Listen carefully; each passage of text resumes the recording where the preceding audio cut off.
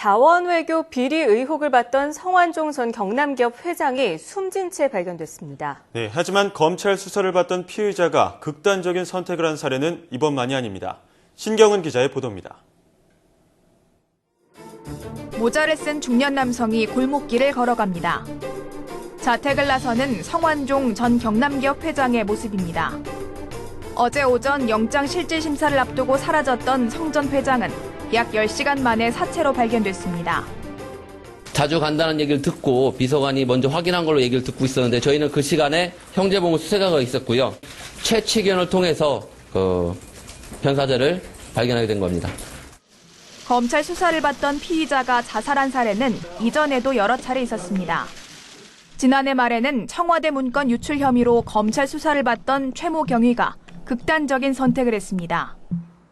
너무나 압박에 시달려서 너무 억울해서 유서일부에 나왔습니다. 정보분실, 명예를 지키기 위해서 자기가 세상을 뜬다고.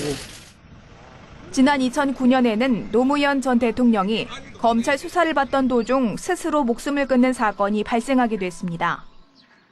2004년부터 지난해 7월까지 검찰 수사 도중 자살한 사람은 83명에 달합니다.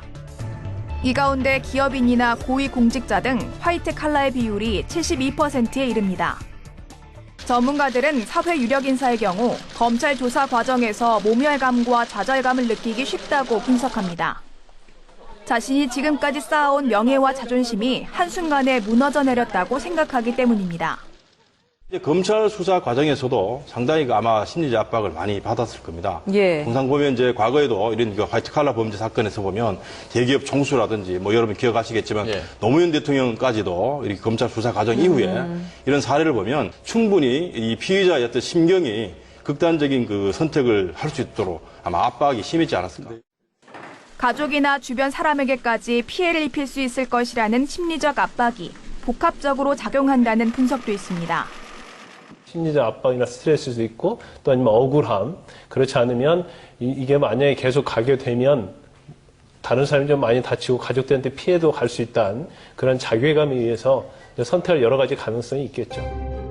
진실을 밝히는 것도 중요하지만 피해자의 인권 보호를 고려하는 방향으로 수사 방법이 바뀌어야 한다는 지적이 나오는 이유입니다.